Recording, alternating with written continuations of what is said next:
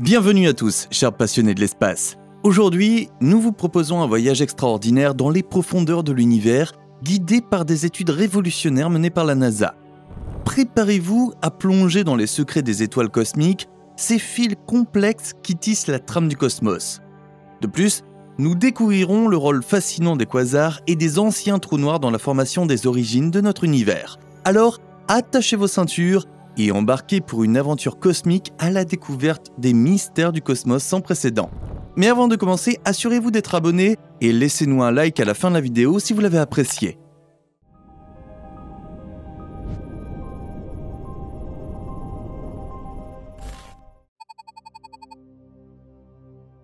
Pour commencer, passons en revue les connaissances existantes sur les quasars et sur les réseaux cosmiques. Les quasars constituent des objets énergétiquement très brillants dont l'éclat éclipse bien souvent celui d'une galaxie entière. Ils sont alimentés par des trous noirs supermassifs en leur centre, qui se nourrissent du gaz et de la poussière environnant. Lorsque la matière tombe sous l'emprise gravitationnelle du trou noir, elle forme un disque d'accrétion qui libère une énergie considérable. Cette puissante émission est à l'origine des quasars qui brillent de mille feux dans l'univers. La NASA a été à la pointe de l'étude des quasars, et ses recherches ont fourni des informations inestimables pour comprendre la nature de ces centrales cosmiques. Parmi les rôles importants des quasars, on peut citer l'étude des réseaux cosmiques. La structure de l'univers n'est pas celle d'une mer uniforme de galaxies, mais celle d'une vaste toile cosmique où les galaxies se regroupent en filaments et forment d'immenses vides. Ces réseaux cosmiques résultent de l'attraction gravitationnelle de la matière noire qui façonne la structure à grande échelle de l'univers. Grâce à leur luminosité exceptionnelle, les quasars agissent comme des balises qui permettent aux astronomes de cartographier et de retracer la toile cosmique. Ils servent de marqueurs lointains qui nous aident à comprendre la distribution et la disposition des galaxies sur des milliards d'années-lumière. Dans la mesure où la lumière met du temps à voyager dans l'espace, lorsque nous observons des quasars lointains, nous les voyons tels qu'ils sont apparus il y a des milliards d'années. Cette propriété nous permet d'étudier l'univers tel qu'il était dans sa jeunesse, fournissant ainsi des informations cruciales sur sa formation et son évolution.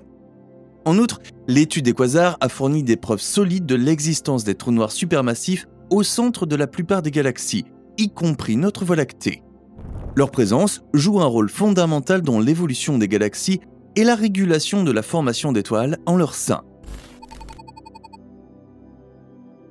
Le télescope spatial James Webb, ou JWST en abrégé, est un observatoire révolutionnaire développé par la NASA, l'Agence spatiale européenne, l'ESA, et l'Agence spatiale canadienne, CSA. Il est ainsi nommé en l'honneur du deuxième administrateur de la NASA, James E. Webb, qui a joué un rôle déterminant dans le programme Apollo et dans le développement des missions scientifiques spatiales.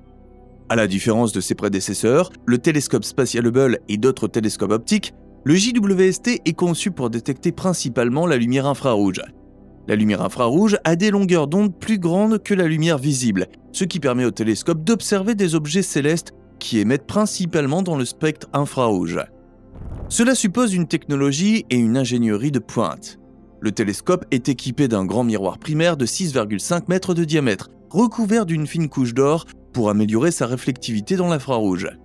De plus, les instruments du télescope sont conçus pour être refroidis à des températures extrêmement basses, atteignant jusqu'à moins 233 degrés Celsius.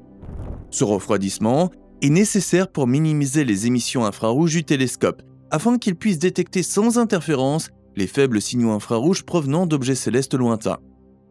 Pour observer les structures anciennes, la lumière infrarouge est essentielle car elle peut pénétrer les nuages de poussière et de gaz qui peuvent obscurcir notre vue dans d'autres longueurs d'onde. Au début de l'univers, les galaxies, les étoiles et les trous noirs massifs étaient enveloppés dans des nuages denses de gaz et de poussière. Ces nuages bloquaient une grande partie de la lumière visible, ce qui rendait difficile l'étude de ces objets lointains par les télescopes optiques. Néanmoins, la lumière infrarouge traverse ces régions poussiéreuses avec beaucoup moins de diffusion et d'absorption. Le JWST peut donc scruter l'espace en profondeur et remonter dans le temps, offrant aux astronomes une vue exceptionnelle des débuts de l'univers. Nous en arrivons ainsi aux études sur lesquelles nous nous penchons aujourd'hui. L'une des principales missions du JWST est d'étudier les trous noirs supermassifs qui se trouvent au centre des galaxies lointaines. Ces trous noirs supermassifs, dont la masse est des millions, voire des milliards de fois supérieure à celle de notre Soleil, jouent un rôle crucial dans l'évolution des galaxies et dans les structures à grande échelle du cosmos.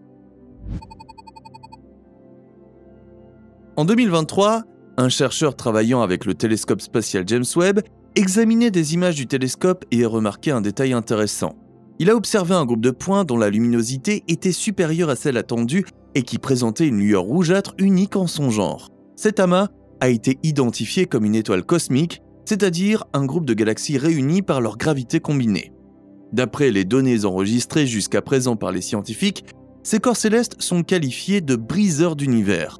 En effet, ils pourraient contenir des informations qui bouleversent notre compréhension actuelle de l'univers. Comment cela est-il possible ? D'une part, on estime que ces anciennes galaxies se sont formées à 3% de l'âge actuel de l'univers. Au vu de leur distance, les scientifiques ont émis l'hypothèse que ces galaxies se sont formées entre 500 et 700 millions d'années après le Big Bang. Ils ont également une taille très imposante. Les chercheurs ont noté que leur taille est différente de toutes celles qu'ils ont observées dans les structures similaires. Certains s'attendaient à des galaxies plus petites. Ce fut le cas lorsque le télescope James Webb a repéré les plus anciennes galaxies connues dans l'univers. Ces galaxies se sont formées environ 350 millions d'années après le Big Bang et étaient de petite taille. En revanche, ils ont trouvé ces galaxies matures qui existent depuis la nuit des temps. Selon les estimations actuelles, ces étoiles sont comparables à la Voie lactée en ce sens qu'elles contiennent une grande quantité d'étoiles. Cela n'aurait pas été possible si l'on en croit l'idée actuelle selon laquelle l'univers a connu une période de refroidissement après son expansion rapide, créant ainsi les âges sombres. Pourtant, avec la présence de ces galaxies, il y aurait eu beaucoup plus d'étoiles dans l'univers qu'on ne le pense. Les scientifiques sont ainsi amenés à penser qu'ils devront reconsidérer certains principes et concepts de base qui ont guidé la pensée cosmologique pendant des années. Comment expliquer autrement ces cas qui ne correspondent pas à notre compréhension actuelle de l'univers ? Nous en revenons donc à élaborer divers modèles susceptibles de rendre compte de l'existence de ces immenses galaxies. Afin d'approfondir les recherches, les scientifiques prévoient d'obtenir des images spectrales de ces galaxies afin de mieux connaître leur distance, leur masse et d'autres caractéristiques qui aideront à les comprendre et à déterminer leur place dans l'univers. L'étude spectroscopique des halos biaisés à l'époque de la rayonisation, projet Aspire du JWST, est à l'origine de l'approfondissement de ce domaine de la cosmologie. Son objectif, tel que décrit par la NASA, est de trouver et d'étudier les trous noirs les plus anciens de l'univers. La nature paradoxale de l'univers n'a cessé d'étonner les astronomes grâce aux découvertes réalisées dans le cadre de ce projet. Les galaxies, par exemple, peuvent sembler être placées au hasard à travers le ciel nocturne, et c'était peut-être le cas au début de l'univers. Cependant, au fil du temps, la gravité rassemble les galaxies proches en groupes ou en amas. Le projet Aspire a étudié ce phénomène à partir de 10 galaxies qui se seraient formées 830 millions d'années après le Big Bang. Ces galaxies s'étendent sur environ 3 millions d'années-lumière, rassemblées par une galaxie dont le centre est occupé par un trou noir supermassif, également connu sous le nom de quasar. Les chercheurs ont noté à quel point ces galaxies sont alignées les unes à côté des autres, ce qui fait de cet amas le premier de ce type à contenir un quasar.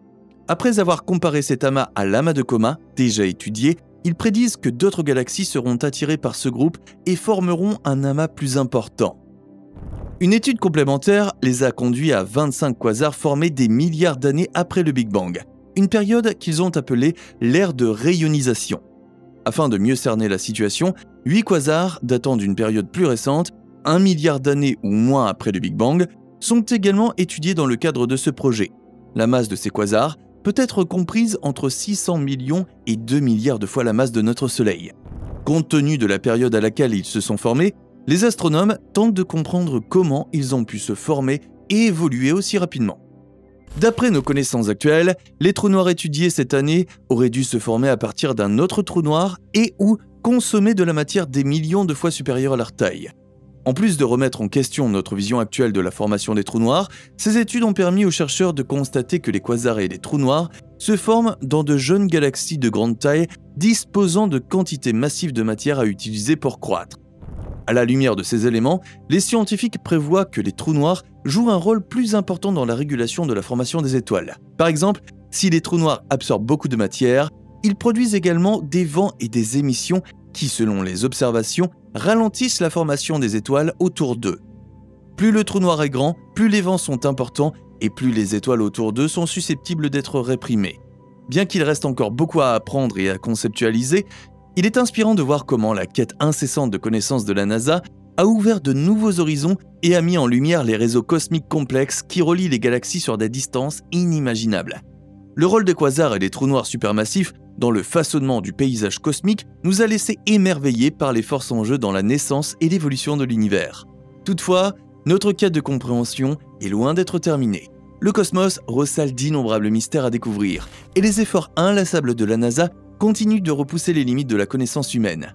Ne perdons donc pas de vue le ciel, car il reste encore beaucoup à découvrir et à apprendre.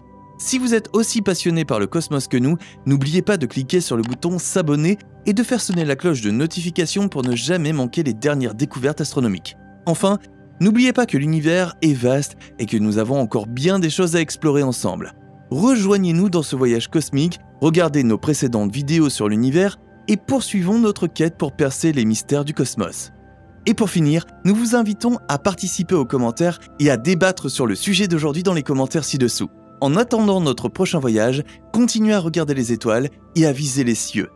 À bientôt sur le Space Express.